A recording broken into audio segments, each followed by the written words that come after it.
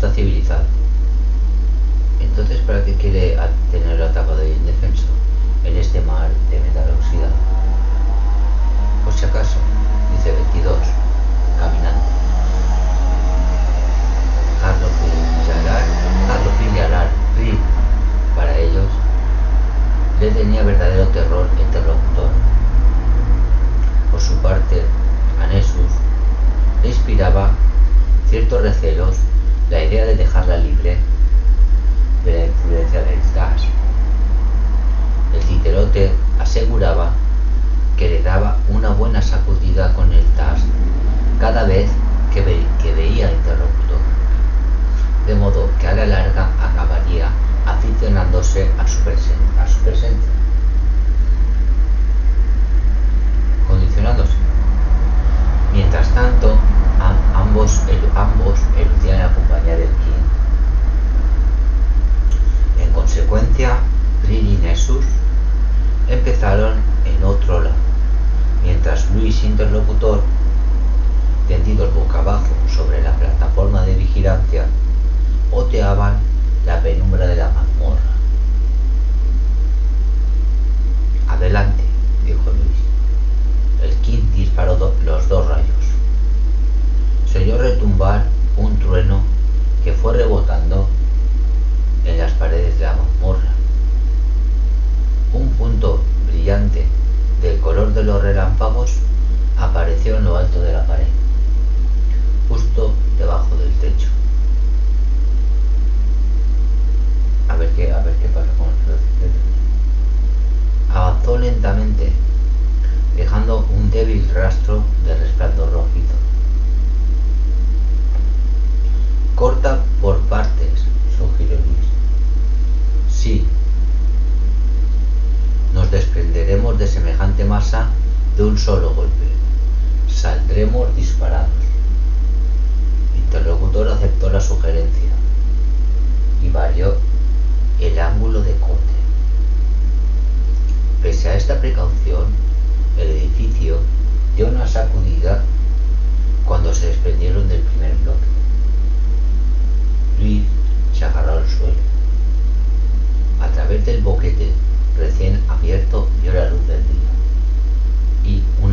y la ciudad y la gente. No obtuvo una buena perspectiva hasta que se hubieron desprendido de media docena de bloques parecidos.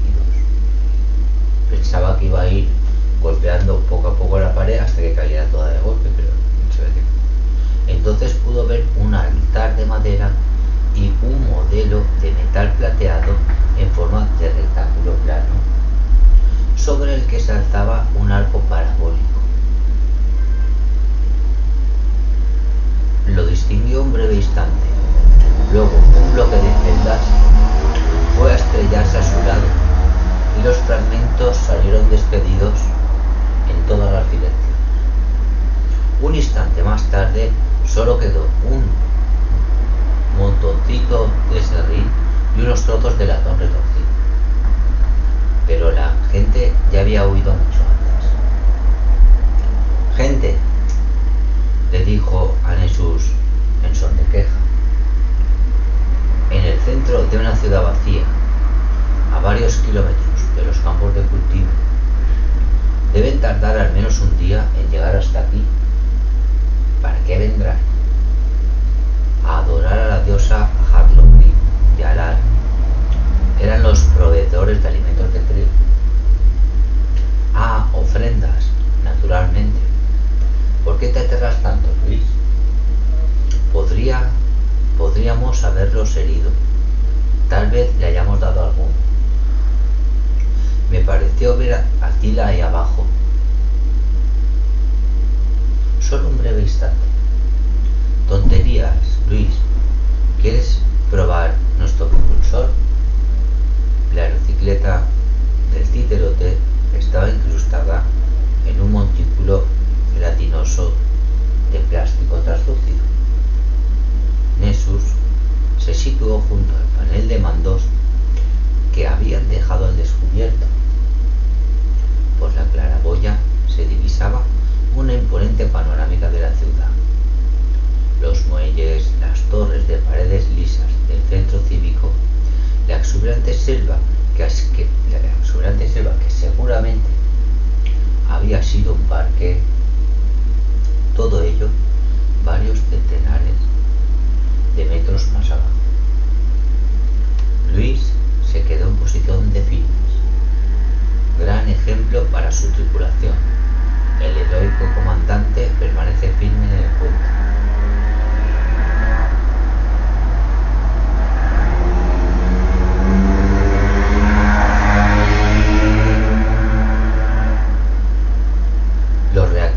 averiados pueden explotar al menor impulso, pero es preciso intentarlo. Es preciso detener a los acorazados King antes de que consigan llegar a la Tierra. Jamás lo conseguiremos, dijo Luis Wu. ¿Por qué no, Luis?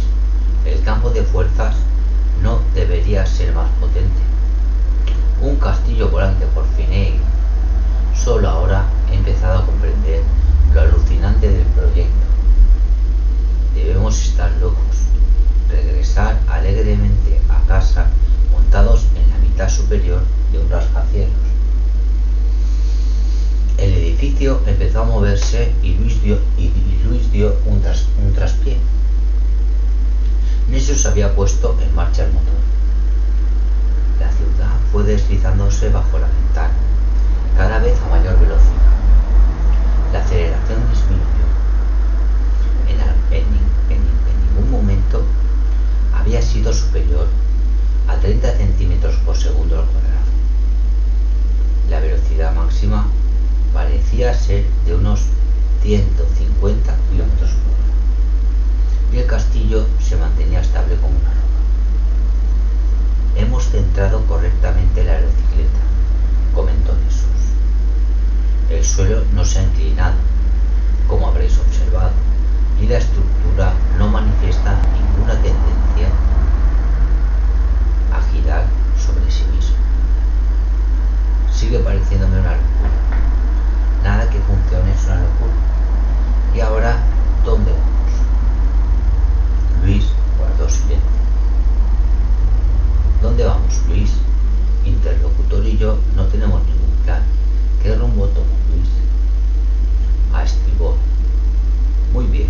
¿Directamente a estribor? Exactamente. Tendremos que atravesar el ojo de la tormenta. Luego torceremos unos 45 grados aproximadamente hacia el Tigil. ¿Deseas dirigirte a la ciudad de la torre llamada Cielo? Sí. ¿Sabrías localizarla? No debe plantear mayores dificultades. Luis, 3 horas de vuelo nos bastaron para llegar hasta aquí. Deberíamos poder regresar en unas 30 horas. Y a partir de allí, depende. La imagen parecía tan real. Todo era cuestión de práctica e imaginación, pero tan real. Luis Wu soñaba en color y también despierto. Parecía tan real, pero ¿lo era? Le asustaba pensar con qué rapidez había perdido toda confianza en la torre volante.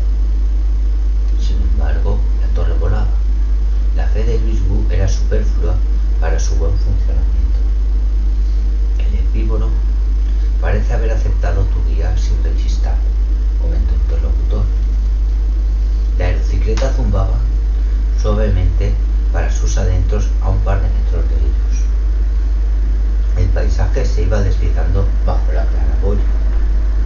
A lo lejos, y bastante desplazado hacia un lado, se divisaba el ojo de la tormenta, con su gran mirada gris y amenazadora.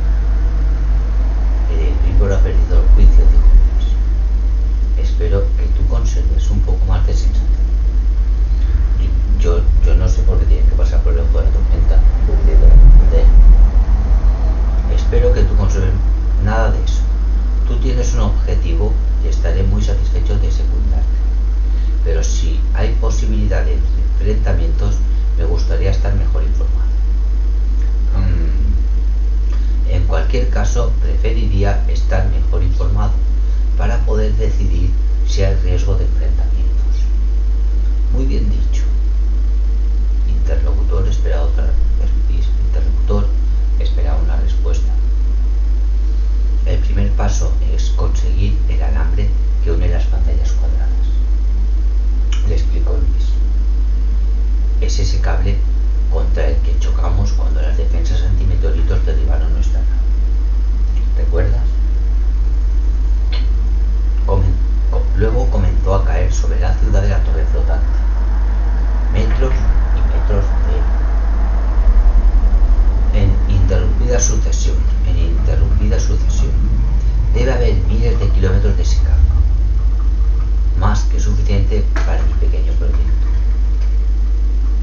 proyectos ese Luis?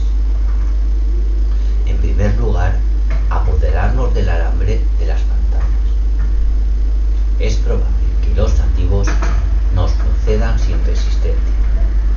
Si Prill se lo pide amablemente y Nessus espera su casa. Y luego sabremos hasta dónde alcanza mi locura. La torre iba avanzando hacia estribor como un transatlántico de los aires. Las naves interestelares no alcanzaban nunca esas dimensiones, y por lo que respecta a las aeronaves, en el espacio conocido no había ninguna comparable a esa torre. 6 cubiertas de paseo, vaya lujo. Sin embargo, faltaban otros lujos. La reserva de alimentos del rascacielos volante consistía principalmente en carne congelada, frutas frescas y la cocinilla de la bicicleta de Nessus. El alimento para títerotes era poco nutritivo para los humanos, según decía Nessus, con que Luis ayunaba y cenaba carne asada con la linterna de rayos láser y alguno de esos frutos rojos y llenos de protuberantes. Y no había agua ni café. Lograron convencer a Prill para que les consiguiera un par de botellas de bebida alcohólica. Celebraron un bautizo algo tardío en la sala de mandos, con interlocutor cortésmente apartado en un rincón y Prill nerviosamente apostada muy cerca de la puerta. Nadie aceptó el nombre que sugirió Luis, improbable, con que acabaron bautizándolo de 4 maneras distintas, cada uno en su lengua. La bebida era, amarga. A interlocutor se le atragantó y Nessus no quiso ni probarla. Sin embargo, Prill se tomó una botella, selló las demás y las guardó celosamente. El bautizo de la torre volante se convirtió en una clase de idiomas. Luis aprendió los primeros rudimentos de la lengua de los ingenieros del anillo. Pronto comprobó que interlocutor aprendía con mucha mayor facilidad que él. No era de extrañar. Tanto interlocutor como Nessus habían sido adiestrados para dominar las lenguas humanas, así como las estructuras lógicas y las limitaciones de pronunciación y audición de los humanos. Les bastaba aplicar, eran embajadores, les bastaba aplicar las técnicas ya adquiridas. Se separaron para comer. Nessus comió un bloque de la cocinilla de su bicicleta, mientras Luis y Prill consumían carne asada e interlocutor la tomaba cruda en un lugar algo apartado de donde se encontraban ellos. Luego prosiguió con la clase de lengua. Luis enseguida se cansó. Los otros progresaban con tanta rapidez que le hacían sentirse como un cretino. Pero Luis, tenemos que aprender su lengua. Avanzamos con bastante lentitud y será preciso conseguir comida. Posiblemente tengamos que establecer contacto con los nativos. Ya lo sé, pero nunca me gustaron las lenguas. De pronto oscureció. A unas a distancia del ojo de la tormenta, el cielo estaba completamente encapotado y la noche parecía el interior de la boca de un dragón. Luis puso fin a la clase de lengua. Se sentía fatigado e irritable y muy poco seguro de sí mismo. Los demás le dejaron descansar tranquilo. Solo faltaban 10 horas para llegar al ojo de la tormenta. Había caído en un letargo inquieto y poco profundo cuando yo regresara. Sintió la sugerente calicia de sus manos y quiso cogerla por sus brazos. Ella esquivó su abrazo. Hablaban su propia lengua, pero simplificando mucho la gramática, para que Luis pudiera comprenderla. ¿Eres el jefe?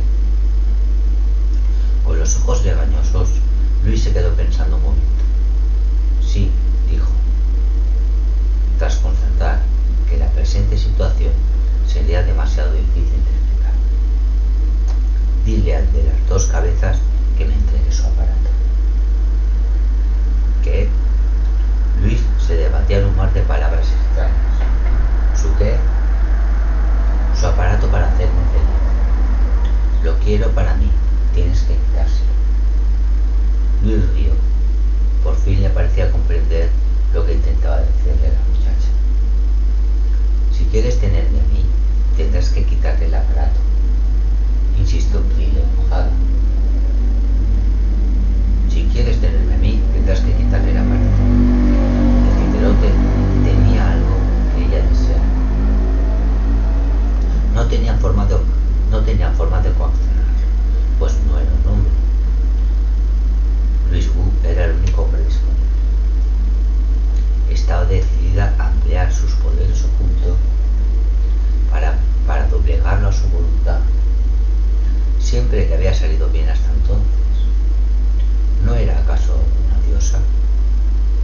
Tal vez se hubiera dejado engañar por el pelo de Luis. Debía de haberle tomado por un miembro de la peluda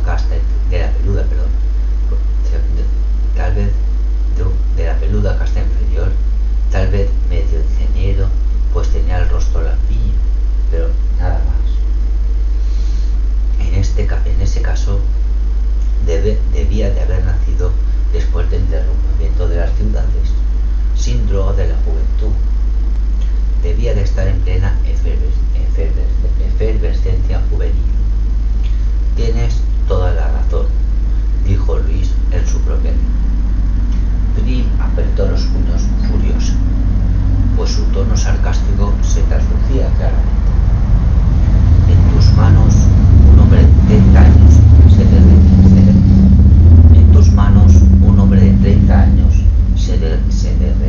se derretiría como la cera, pero yo soy bastante más viejo.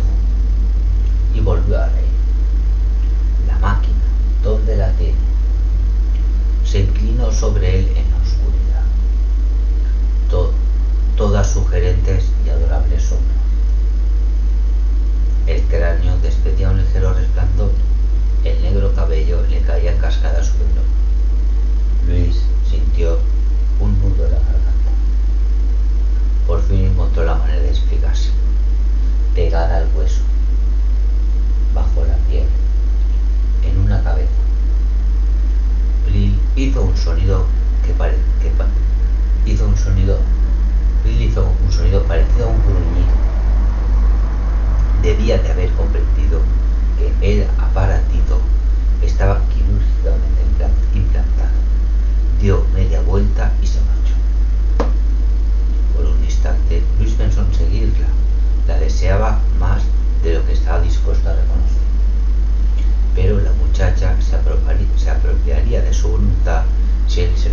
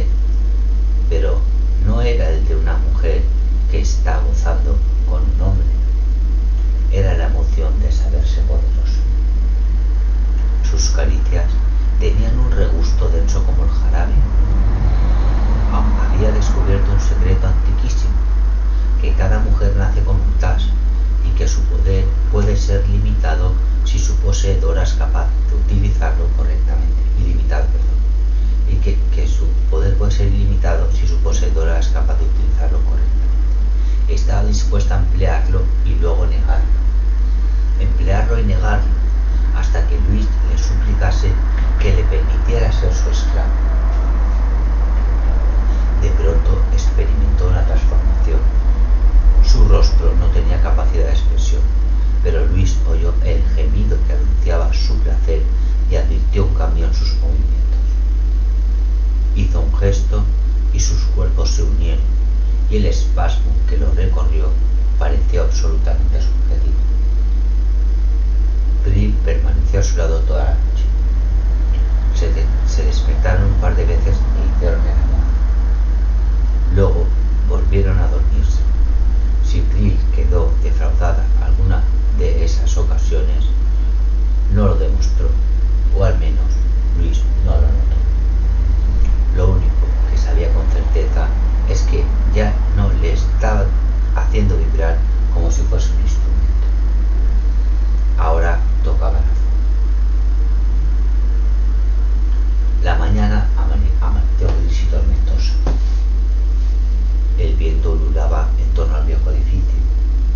La lluvia golpeaba la ventana de la sala de mandos. Irrumpía a través de las ventanas rotas de los pisos superiores. El improbable se aproximaba al ojo de la tormenta. Luis se vistió y salió de la sala de mandos. Encontró a Jesús en el pasillo. «Ven aquí», gritó. «Dime, Luis». El titerote dijo Titerote algo atemorizado. «¿Qué le hiciste a Brill anoche?» «Deberías estarme agradecido, Luis. Se había propuesto controlarte, condicionarte, para que fuera su esclavo, lo oí todo. Le aplicaste el TAS. Le lanzó una descarga de 3 segundos a mediana intensidad mientras estabais dedicados a vuestra actividad reproductora. Ahora la que está condicionada es ella. Monstruo egoísta. No te acerques, Luis. Brill es una mujer humana, con derecho a libre albedrío», dijo Luis. «¿Y qué me dices de tu libre albedrío?», contestó Jesús. «No corría ningún peligro», dijo Luis. «No puede controlarme». ¿Algún otro problema? Luis, no es la primera vez que veo a una pareja humana entregada a la actividad reproductora. Consideramos que debíamos conocer vuestra especie con mayor exactitud. No te acerques, Luis. No tenías derecho a hacer eso». La verdad es que Luis no tenía la menor intención de hacerle daño a Titerote. Apretó los puños con rabia, pero sin la menor intención de hacer uso de ellos. Comenzó a avanzar furioso. De pronto se encontró en la gloria. En medio de la más pura satisfacción que jamás había experimentado, Luis comprendió que Jesús le estaba aplicando el TAS. Sin pararse a pensar en las posibles consecuencias, Luis dio puntapié apuntando hacia arriba y hacia adelante. Concentró en él todas las fuerzas que pudo robar a su gozo.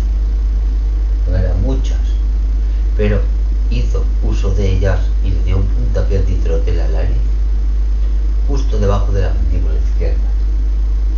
Las consecuencias fueron terribles. Jesús hizo un bulo, dio un traspié y desconectó el TAS. Luis Wu se vio agobiado bajo el peso de todos los dolores que son legado de la humanidad. Sin decir palabra, le dio la espalda al Titerote y se alejó. Tenía ganas de llorar, pero aún eran mayores sus deseos de impedir que el Titerote pudiera verle la cara. Estuvo dando vueltas sin rumbo fijo, atento solo a su propia miseria interna. Por mera casualidad llegó a la escalera. Desde el primer momento había sabido perfectamente el efecto que ello tenía en Brill. Cuando estaba ahí, suspendido en el aire, a 30 metros del fondo de la fosa, no le había molestado en absoluto que Jesús le aplicara el TAS a Brill. Había visto adictos a la electricidad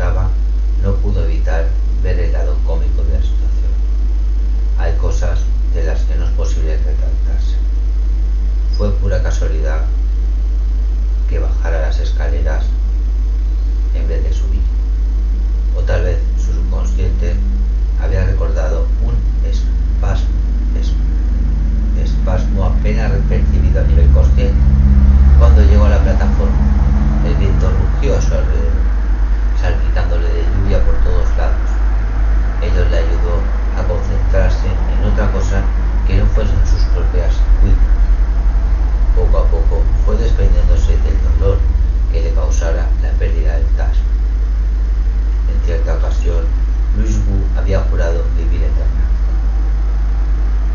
Ahora, muchos años más tarde, comprendía que esa decisión llevaba implícitas ciertas motivaciones. Tengo que curarla, dijo. ¿Cómo? La abstinencia no provoca síntomas físicos.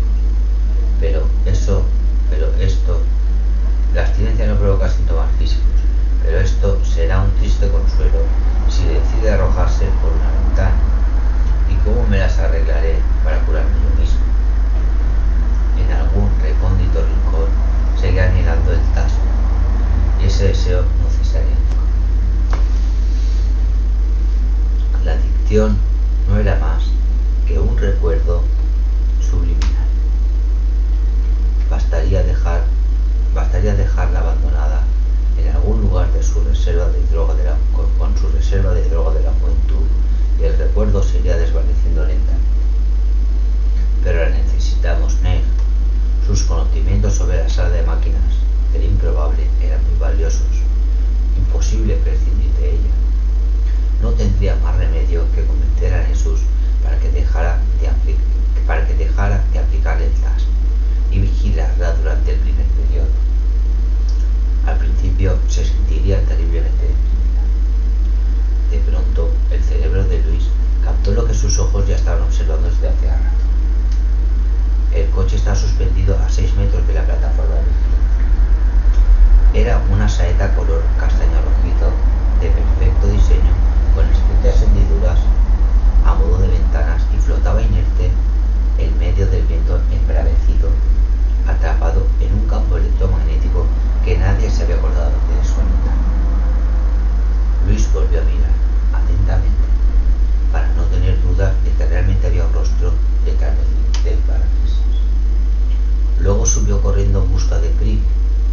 Ignoraba las palabras adecuadas, aunque se limitó a cogerla del brazo, arrastrando las escaleras abajo para mostrar lo que había visto. Ella asintió y volvió a subir para manipular los controles de la trampa policíaca. La saeta castaño rojiza se situó junto a la plataforma. El primer ocupante salió a ganas, aferrándose con ambas manos, pues hacía un viento infernal. Era Tila Brown, que salía a gatas, lo cual no sorprendió más. Y el segundo ocupante era tan absolutamente típico de su especie que no pudo contener una carcajada.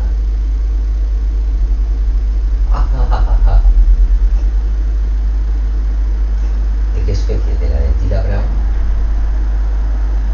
¿O de los antícolas? Tila le miró extrañada y un poco ofendida. Estaban cruzando el ojo de la tormenta. El viento subía zumbando por la escalera que conducía a la plataforma de observación. Silbaba por los pasillos del primer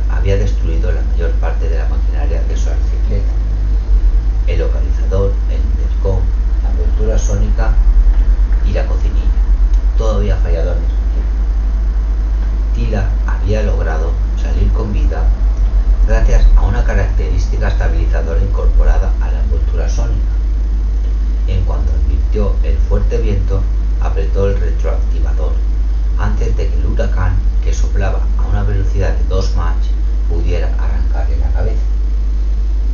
Tardó escasos segundos, y ella iba a disparar aún. Tardó escasos segundos en situarse por debajo del límite máximo de velocidad permitido en la ciudad. El campo magnético estaba a punto de destrozarle el motor, pero no actuó. Cuando el viento consiguió penetrar el efecto estabilizador de la envoltura sónica, su velocidad ya era tolerable. Pero Tila se hallaba en un estado de nervios lamentable. Había rozado la muerte muy cerca en el ojo de la tormenta. El segundo ataque se había producido antes de que tuviera tiempo de recuperarse el anterior. Hizo planear su aerocicleta mientras intentaba hallar un lugar adecuado para aterrizar en medio de la oscuridad. Descubrió un paseo. Yo no sé si ella rompe el campo de la policía a toda la velocidad que va. Descubrió un paseo cubierto flanqueado de tiendas. Estaba iluminado, las puertas ovaladas despedían un brillante resplandor anaranjado. El vehículo aterrizó de un modo algo brusco, pero a ella poco le importaba. Por fin estaba en tierra. Aún no había terminado de desmontar cuando la bicicleta comenzó a elevarse otra vez. El movimiento la hizo rodar por el suelo. Se puso de 4 patas y meneó la cabeza intentando despejarse. Cuando levantó la mirada, la aerocicleta ya casi se había perdido de vista. Tila se echó a llorar. Seguramente aparcaste en el lugar prohibido, dijo Luis. Lo de menos era el porqué. Me sentía... No sabía cómo explicarlo, pero intentó. Quería decirle a alguien que me había perdido, pero no había nadie. Con que me senté en uno de los bancos de piedra y me eché a llorar. Estuve horas llorando. No me atreví a moverme de allí, pues sabía que vendríais a buscarme. Entonces apareció él. Tila señaló a su acompañante. Le sorprendió encontrarme allí. Me preguntó no sé qué. No comprendía su lengua. Al menos intentó consolarme. Me alegró tenerla a mi lado. Luis asistió. Tila confiaba en todo el mundo. Era inevitable que buscase protección o apoyo en el primer desconocido que se presentase, y este proceder en nada podía perjudicar. Su acompañante era un ser que se salía de lo corriente. Era un héroe, saltaba a la vista. No era preciso verle luchando contra un dragón. Bastaba observar los músculos, la estatura, la negra espalda de metal, las vigorosas facciones inquietantemente parecidas a las de la escultura de alambre del castillo llamado Cielo. Su actitud cortés mientras hablaba con Frick, aparentemente indiferente al hecho de que ella perteneciera al sexo opuesto, tal vez porque era la mujer de otro hombre, iba perfectamente aplicada. No parecía problemático, más bien debía ser medio ingeniero. Tenía el cabello largo, de un rubio ceniciento y no demasiado limpio, y su nacimiento dejaba al descubierto una noble frente. Llevaba una especie de taparrabos atado a la cintura, la piel de algún animal. Medio de comer, dijo Tila, cuido de él. Anoche 4 hombres intentaron atacarme y lo rechazó sin más arma que su espada. Y ha aprendido muchas palabras de intermundo durante estos 2 días. ¿En serio? Está acostumbrado a hablar otras lenguas. Es el peor desaire que podía hacerme. Como dices, no tiene importancia, sí. Es viejo, Luis. Tomó una enorme dosis de algo parecido al extracto regenerador y hace mucho tiempo. Dice que se lo dio un brujo malo. Es tan viejo que sus padres recuerdan el derrumbamiento de la ciudad.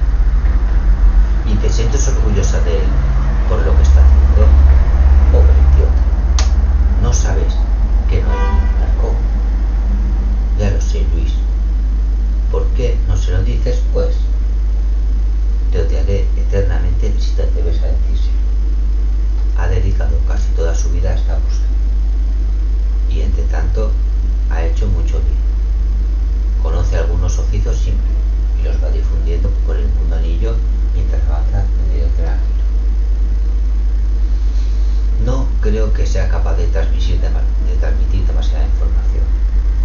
No parece muy inteligente. No, no lo es. Por la manera como lo dijo, se notaba que para ella ese era un detalle sin importancia. Pero si yo le acompaño, podré enseñar muchísimas cosas a mucha gente. Ya me lo esperaba, dijo Luis. Pero aún así le molestó. Había advertido en ella que estaba dolido. Habría advertido ella que estaba dolido. En cualquier caso, esquivó su mirada. Llevábamos un par de días en el paseo cubierto cuando de pronto caí en la cuenta de que seguiríais a mi bicicleta. No. Él ya me había hablado de la diosa y de la torre flotante que atrapaba los vehículos, con que allí nos dirigimos. Nos situamos junto al altar con la esperanza de localizar vuestras bicicletas. Luego el edificio comenzó a desmoronarse. Entonces, caminante, se hace llamar así. Cuando alguien le pregunta por qué, ello le da pie a explicar que se dirige a la base del arco y contarles las aventuras que ha tenido por el camino. ¿Comprendes? Sí. Comenzó a probar los motores de todos los coches viejos. Dijo que los conductores solían parar el motor cuando el campo magnético de la policía los atrapaba, a fin de evitar que se quemasen. Los tres se miraron.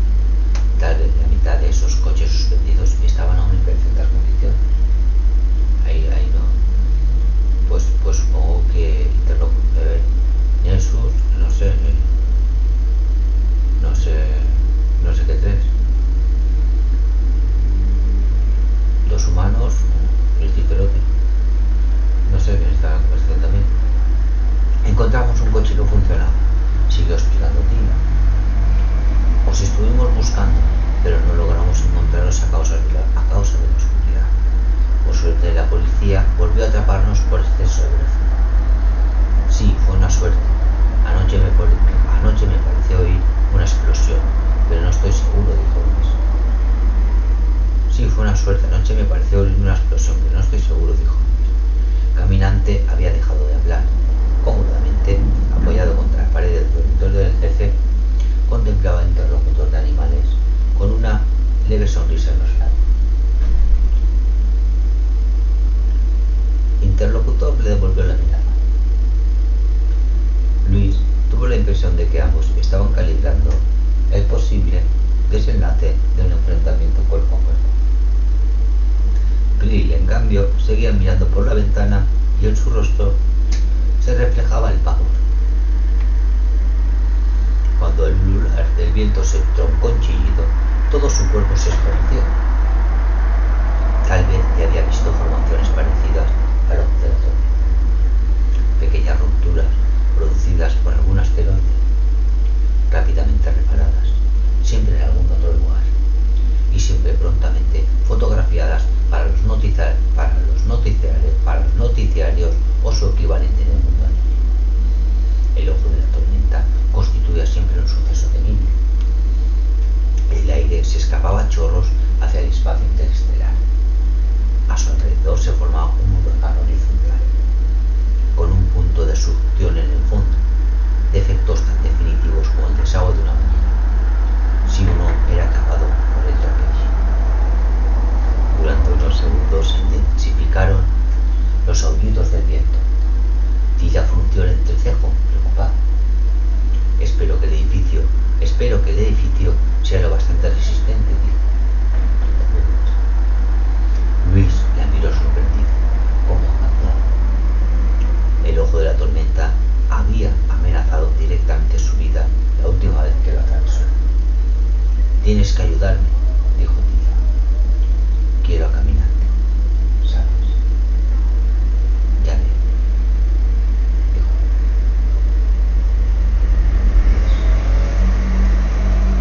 Él también me quiere.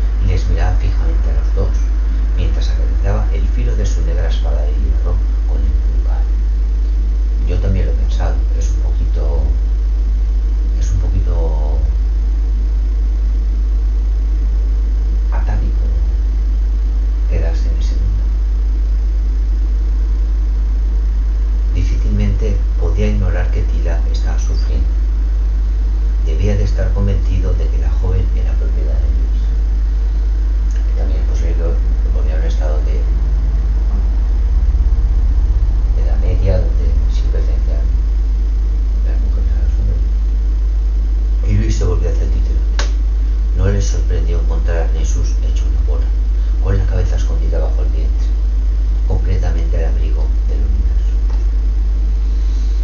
Luis agarró al titerote por el tobillo de la pierna trasera. No le costó mucho obligarle a tenderse de espalda. Nessus pesaba prácticamente lo mismo que Luis. Si su proceder no fue del agrado del titerote, el tobillo temblaba en la mano de Luis. Todo ha sido culpa tuya, dijo Luis, culpa de tu monstruoso egoísmo. Este egoísmo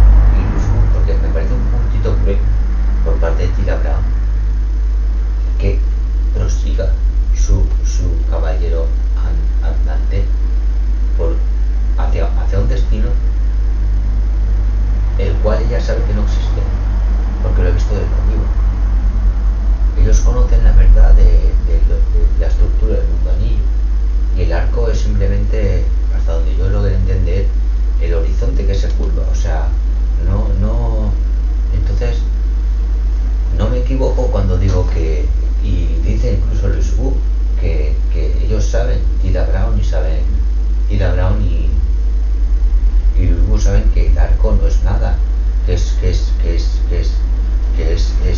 horizonte, pues, el final del mundo anillo donde no hay nada, donde simplemente es el arco no sé hasta qué punto está dando vueltas al anillo, viendo el arco del horizonte, porque es un anillo y al ser curvo hace un arco, ¿sabes? O sea, sí, claro, entonces va a estar dando vueltas al mundo anillo también como un ratoncillo, aunque tarde siglos, pero a ver, o más si ya lleva 2 siglos andando, pero lo importante del caso es que Tila Brown sabe que no es nada, que no lo va a encontrar nunca. Es como el perro que se quiere dar, el perro que se quiere coger la cola, no la va a coger nunca, entonces que da vueltas sobre sí.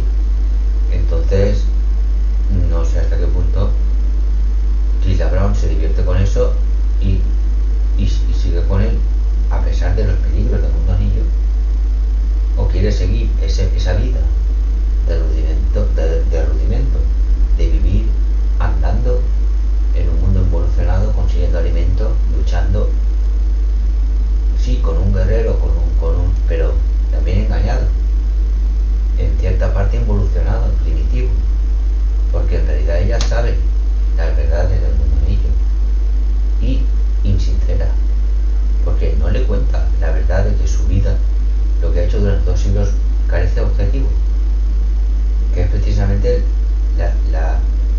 el recurso inteligente del perro que quiere morderse la cola.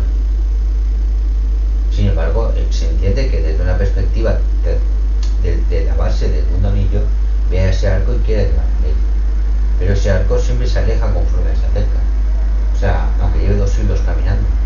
Entonces, porque es arco al final del mundo, porque es anillo, y es arco al horizonte, porque también es circular. Entonces no se dirija hacia donde se dirija, no tiene mayor relevancia. Incluso si llegara al borde del mundo anillo, se encontraría prácticamente con una pared también y nada más. O sea, no hay un objetivo. Eso sí, ella viviría una vida de aventuras y de riesgos. Luz Wu le dice que ello pondrá a prueba su suerte y su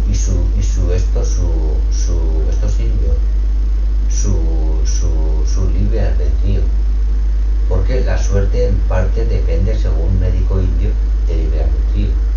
La mejor de las suertes, el mejor de los destinos al que puedas llegar, dice el doctor Deepak Chopra, se encuentran las decisiones que vas tomando. Si tomas la decisión de tomar el camino de la derecha, donde hay frutos,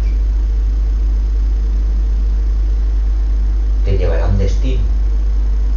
Y si tomas el de la izquierda, donde hay espinos, y se supone que no hay frutos, te llevará a otro. Quizá tu intuición te dice que vayas a por el de espino, pero la razón dice que vayas por el de fruto. Y entonces cuál de los dos caminos tomes, de ese dependerá tu último destino, a cuál de las dos ciudades puedes llegar. Y uno de las dos puede ser el mejor de los destinos, pero has de decidir en el cruce de caminos. Eso es el libre albedrío. Y según el doctor Deepak Chopra, el mejor destino al que puedas llegar depende de las decisiones que vayas tomando, de todas las decisiones que vayas tomando a lo largo de tu vida, que pueden llevar al mejor destino posible para ti mismo. Porque si eso es una encrucijada, si Tila Brown decide quedarse en el mundo anillo, es una decisión de vital importancia, de vital no, o sea, de trascendental en su vida, no de vital en sí mismo que vaya a perderla, sino trascendental en su vida. O sea, quedarse en un mundo evolucionado con una especie de guerrero, o embarcarse en una nave en principio, porque si yo soy un poco ingeniero en este sentido, ya he leído el libro, entonces yo ya leí el libro de pequeño y me acuerdo del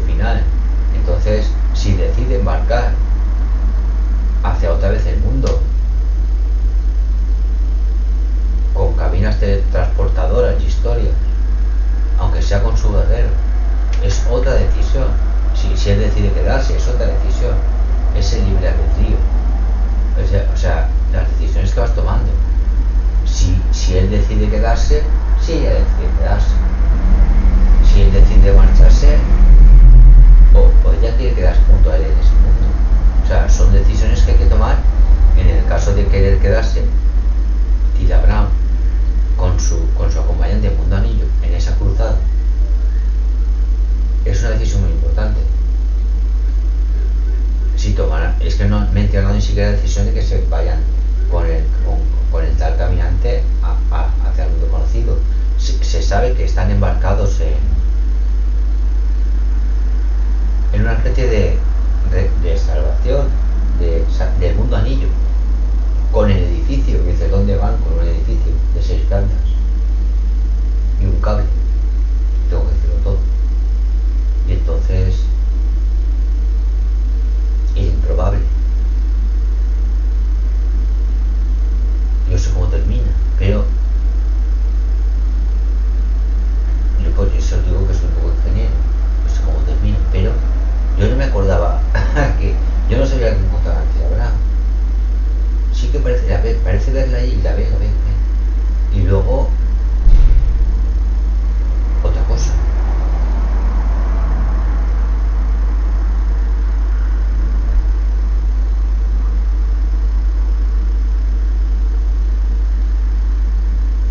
Que sí, que el libre albedrío se ejerce en función, porque la suerte como tal, ella se supone que tiene una suerte a lo largo de su vida enorme. Es como si hubiera nacido en una familia muy rica. Vamos a poner que el caso de rica. Nunca ha necesitado robar, nunca ha necesitado sufrir para conseguir nada, nunca ha necesitado se han necesitado clases de apoyo para una asignatura, se las han proporcionado con el mejor profesor. Nunca ha sufrido, tiene la cara de no haber sufrido nunca. Si la lotería es esa, si la lotería de la procreación dice que la suerte como una entidad abstracta le procura la suerte de no golpearse un dedo, si su casa era de primer diseño y estaba hecha con bordes rebordeados como la de Gaudí, igual no tenía donde golpearse una esquina o un codo. Por ejemplo, ser rico, de verdad, ¿no? El otro tiene una casa circular donde no te puedes dar golpes, y alta, donde puedes dar golpes en la cabeza, o cosas así. O sea, si tú naces en buena cuna, tienes mayor probabilidad de no sufrir y no tener en la cara impresa la cara del sufrimiento, del trabajo, de los golpes, del dolor que comporta el esfuerzo. Cuando ellas se han encontrado con un ser precisamente que está acostumbrado a luchar, a sobrevivir, a trabajar, a oficios.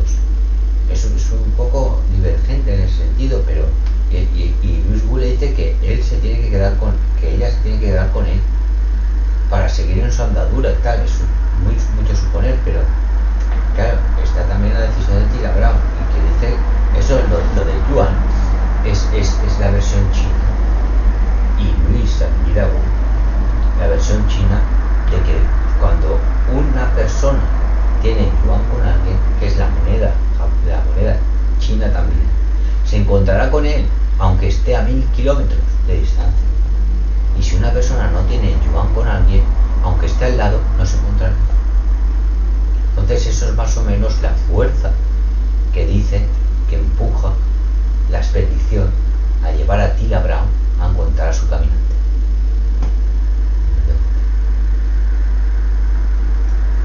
¿No os han entendido? El yuan chino es la expresión de cómo se encuentran las parejas en la vida. Si una persona tiene yuan con otra, aunque esté a 1000 millones de kilómetros, la encontrará porque tiene yuan con ella.